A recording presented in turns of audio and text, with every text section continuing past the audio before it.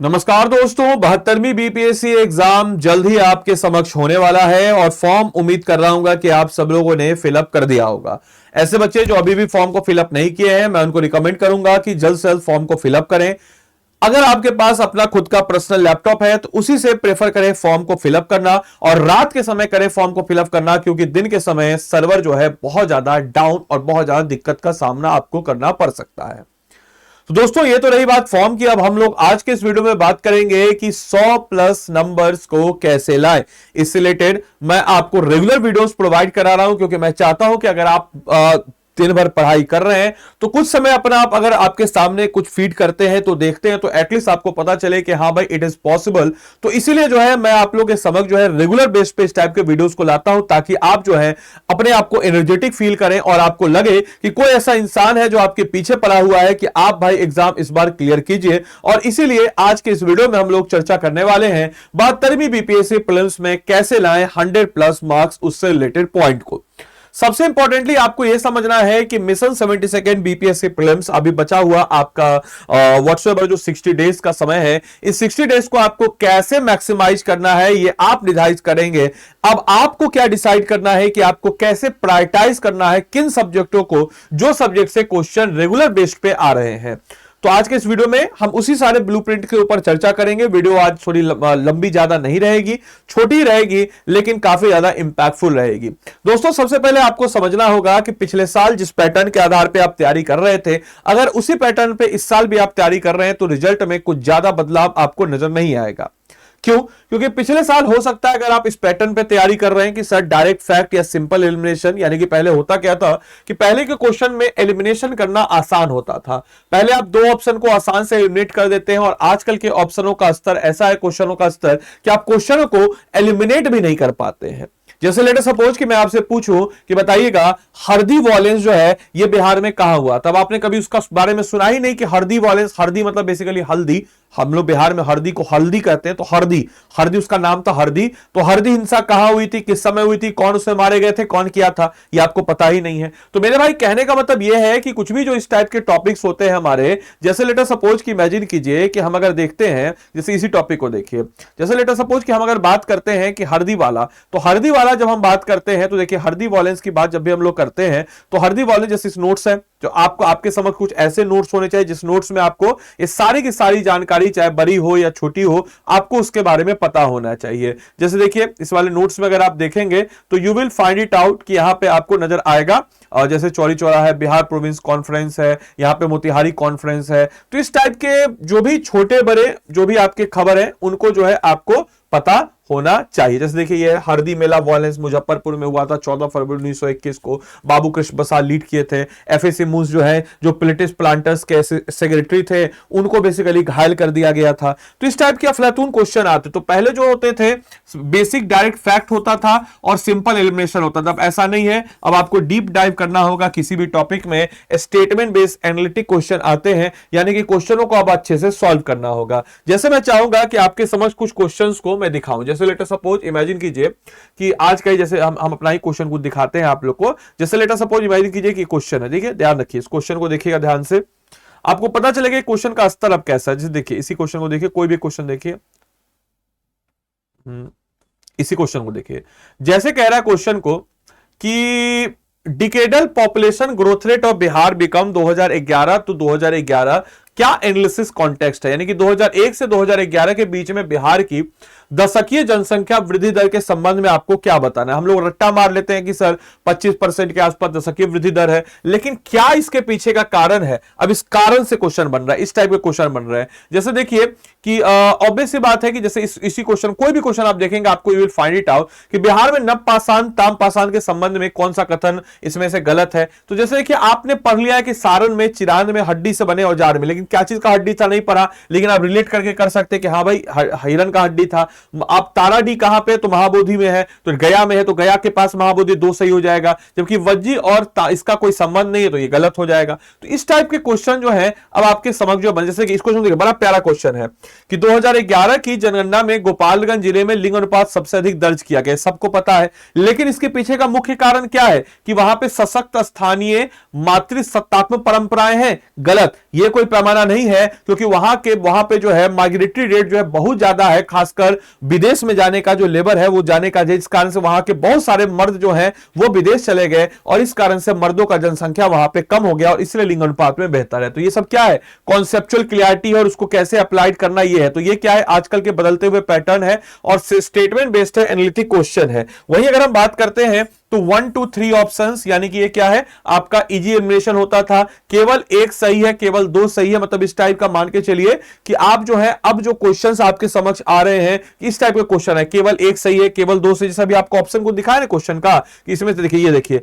How many statement given are incorrect, तो एक गलत है, दो गलत है, तो ऐसे क्वेश्चन अब आ रहे हैं। तो अब आपको सिर्फ और सिर्फ जो है ये नहीं करना है कि इस स्टेटमेंट को आप एलिमिनेट करें, अब आपको बिल्कुल कॉन्क्रीट जानकारी होनी चाहिए। पहले क्या था, सुपरफिशियल रीडिंग होता था, डीप क्रोनोलॉजिकल और लॉजिकल जो है इस हिसाब से आपको बढ़ना है। तो यह है आजकल का बदलता हुआ पैटर्न, जिसका मैंने आपको सैंपल भी दिखाया। अब आपको क्या करना है मेरे भाई कि फुल लेंथ पढ़ाई के साथ ही शॉर्ट नोट्स बनाए, यानी कि अब जब आप किसी टॉपिक को पढ़ें, जैसे लेटर सपोज कि आपने पढ़ा क्विट इंडिया मूवमेंट, तो क्विट इंडिया मूवमेंट जब आपने पढ़ा है तो जैसे मैं आपको दिखाना चाहूंगा, अगर आप देखना चाहेंगे, अगर आप बेसिकली दिख रहा होगा स्क्रीन पे नहीं, बेसिकली मैं कैमरा पे दिखाना चाहूंगा अपने नोट्स के साथ, जो नोट्स मैं बच्चों को प्रोवाइड कराता हूं। जैसे देखिए, अगर आपको नजर पड़ रही होगी तो you will find it out कि जैसे ये तो राइज ऑफ किसान हो गया, ये हो गया क्विट इंडिया मूवमेंट। हाँ, जैसे देखिए यहां पे,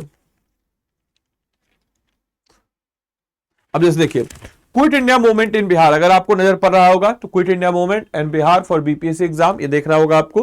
तो इसमें एक एक पॉइंट को लिखते हुए कि जैसे लेटर सपोज कि मैंने इसमें लिखा कि भाई गांधी जी ने पावरफुल स्पीच दिया, अब बिहार में जैसे हुआ तो उमाकांत सिंह कहां से थे, सारण से थे, आपको पता है जो 7 छात्र हुए थे उसमें आपके राम मनोहर कॉलेज से थे, रामानंद सिंह पटना से, ये भी राम मोहन कॉलेज से थे, जगपति कुमार जो थे ये बीएन कॉलेज से थे। ऐसे अगर हम बात करते हैं तो गया में कौन लीड कर रहा था, मुंगेर में, क्या मुंगेर में जो आजाद हिंदुस्तान है ये हम लोगों ने लीड कराया। उसके अपोज में अंग्रेजों ने ग्लोरीफाई सरकारों को करने के लिए मुंगेर न्यूज आपके छपवाया। दरभंगा में कर्पूरी ठाकुर लीड कर रहे थे और ऑब्वियस सी बात है सिंघिया बिरौल में अपना एक लोकल एडमिनिस्ट्रेशन भी एस्टेब्लिश कर लिए थे। तो ये सारे पॉइंट्स क्या है, तो ये सारे पॉइंट जो है यहां से आपके एग्जामिनेशन पॉइंट ऑफ व्यू से एक एक डीप पहलू होना चाहिए। तो क्विट इंडिया मूवमेंट जब हम करें तो उसका एक एक पॉइंट जो है जो बिहार स्टेट स्पेसिफिक है और वर्ल्ड के लेवल, इंडिया के लेवल पे है, उन सारे पॉइंट्स को करते हुए कीजिएगा। और एट द एंड जो है लास्ट में आपको उसको एक पेज में जहां पे आपको डेट और सारी चीज, ताकि आप उसको एग्जाम से तुरंत पहले रिवाइज कर सके, उस टाइप का आप जो है नोट्स आपको बनाना है, ठीक है, तब जाकर के आप जो है उसको रिवाइज कर पाएंगे। बिना रिवीजन के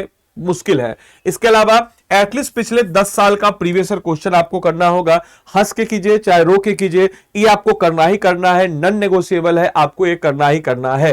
क्वेश्चन के स्तर को देखिए, एनालिटिक कीजिए और क्रोनोलॉजिकल पैटर्न को पहचानिए, इसे याद करने में, समझने में आसानी होगा। टॉपिक के डेप्थ को अगर आप समझते हैं, जैसे चंपारण में बतख मियां जैसे जो डीप फैक्ट्स हैं, और नॉन कॉपरेशन मूवमेंट के सती सपाल, इसको इंटरलिंक्ट कीजिए। कोई अगर नाम आपने देखा तो उस नाम का बार बार जिक्र, जैसे शाह मोहम्मद जुबैर कैसे हुए, मजरूल हक का बहुत बार जिक्र आपको नजर आएगा, वो कौन कौन से आंदोलन से जुड़े हैं, क्या क्या उनके पीछे के कॉन्टेक्स्ट है, उन सबको आपको समझना है। साथ ही साथ सेल्फ असेसमेंट यानी कि मूल्यांकन जो है, आपकी वर्तमान तैयारी किस स्तर पर है, इससे आपका मूल्यांकन होगा। वहीं जो अगर हम बात करते हैं तो मास्टरिंग क्रोनोलॉजिकल, जैसे अगर हम बात करते हैं आप क्रोनोलॉजिकल ऑर्डर में की, जैसे आपने अगर किसी चीज को क्रोनोलॉजिकल ऑर्डर में पढ़ लिया तो होगा क्या कि वो चीज आपकी एब्सोल्युटली क्लियर हो जाए। जैसे 1905 में पार्टीशन ऑफ बंगाल, 1906 में मुस्लिम लीग की स्थापना, 1907 में सूरत स्प्लिट, 1908 में सेपरेट इलेक्टोरेट डिमांड, जो आपकी ये सारी चीजों से आप क्या करेंगे तो एक क्रोनोलॉजिकल तरीके से चीजों को कवर अप करेंगे। वहीं अगर हम बात करते हैं तो हिस्ट्री, जो कि सबसे मेजर पोर्शन है, इसमें आपको हाईएस्ट वेस्ट मार्क है, इस पे आपको थोड़ा ज्यादा फोकस करना है। हिस्ट्री हो गया, साइंस हो गया, बिहार स्पेशल हो गया, करंट अफेयर्स हो गया और ज्योग्राफी हो गया। इन सारे पहलुओं पे थोड़ा अच्छे तरीके से आपको करें। हिस्ट्री है तो हाईएस्ट एग्जाम वेट है मॉडर्न का, उस पे आपको हाईएस्ट आरओआई मिलता है। वहीं एंशिएंट मिडाइवल में आपको सिलेक्टिव रीडिंग करना है कि कौन से टॉपिक से क्वेश्चन ज्यादा आ रहे हैं। मोस्टली जो है आपके अगर हम बात करें तो मोस्टली अगर हम बात करते हैं तो किससे क्वेश्चन आ रहा है, तो मोस्टली जो है आपको क्रोनोलॉजिकल ये सब सारी चीजों से और जो बिहार से रिलेटेड डायनेस्टी उनसे क्वेश्चन आ रहे हैं। वहीं आपके अगर बात करते हैं भूगोल का, थ्योरी का, तो इसमें थ्योरी में कॉन्टिनेंटल ड्रिफ्ट थ्योरी से हर बार क्वेश्चन बन रहा है, 1-2 साल में। प्लेट टेक्टोनिक थ्योरी से क्वेश्चन बन रहा है। पृथ्वी की संरचना जिसको हम कहते हैं कि भाई पृथ्वी का जो स्ट्रक्चर है उससे क्वेश्चन बन रहा है। वेव कोर मेंटल से बन रहा है। पर्वतमाला नदियां, left right bank tributary, minerals और स्थान है वहां से क्वेश्चन बन रहा है। मैपिंग वर्ल्ड से कहां पे मिनरल्स स्थान है। करंट अफेयर्स में जैसे Red Sea, Gulf of Oman, अभी आपको जहां पे आपके जैसे अभी आपको जंग चला है ईरान और उसके ईरान ने कहां पे किया, वो कहां पे है, तो जो भी चीजें खबरों में रह रही है वहां से आपके समझ क्वेश्चन बन रहा है। वैसे अगर आप मान के चले कि फाइनल अंदर एक फ्लो चार्ट टाइप तैयार कर सकते, गंगा राइट बैंक यमुना है, राइट बैंक चंबल है, राइट बैंक सिपरा है। वैसे अगर हम बात करें तो लेफ्ट बैंक क्या है, तो इसको आप कर सकते हैं कुछ आपके मतलब मान के चले के है ना, मिनिमम्स याद कर सकते हैं, शॉर्टकट्स कुछ याद कर सकते हैं, राइट कि मिनिमल्स याद कर सके, जैसे शॉर्टकट टाइप हो गया, जैसे कि हमने याद किया है, जैसे अगर मान के चलिए पृथ्वी के अंदर जो स्ट्रक्चर है उसको याद करने का हमने एक ट्रिक बताया है, CMRGL। ये क्या है, chief minister Rahul Gandhi lost, chief minister Rahul Gandhi lost, इससे आप याद कर सकते हैं। अब C क्या है, तो कॉनैड है, मोहो है, रेपेटी है, गुटन्सबर्ग है, लेहमैन है, तो इससे आप याद कर सकते हैं कि अच्छा पृथ्वी के अंदर जब हम जाएंगे तो ऐसी चीज हमको नजर आएगी, chief minister Rahul Gandhi lost.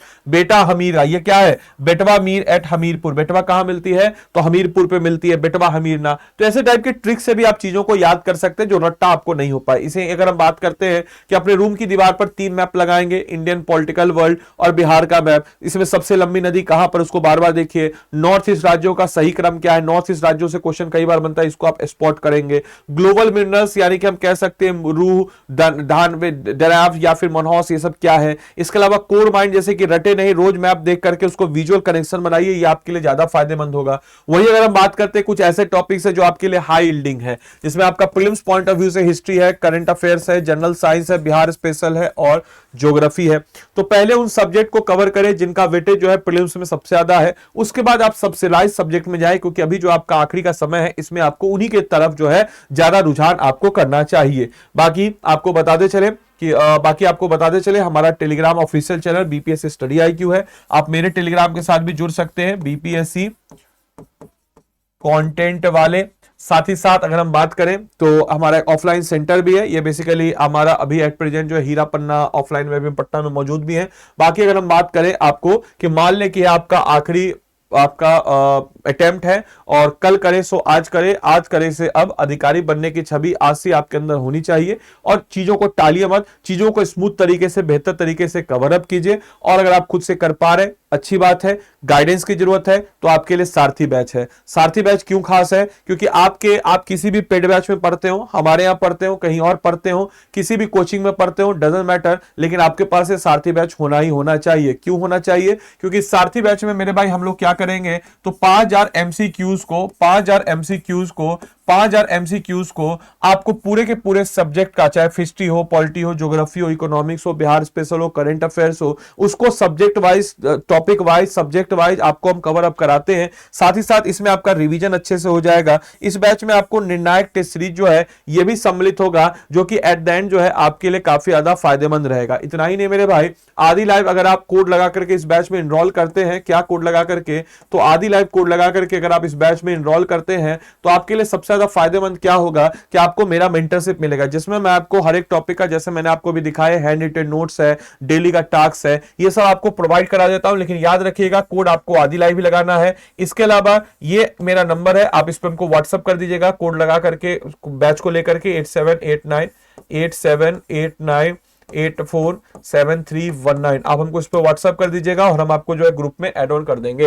अब आपको इस बैच में एनरोल करना है, कैसे करेंगे, तो स्टडी आईक्यू के ऐप या वेबसाइट जो भी आपको सहूलियत लगे उसमें आप चले जाएंगे।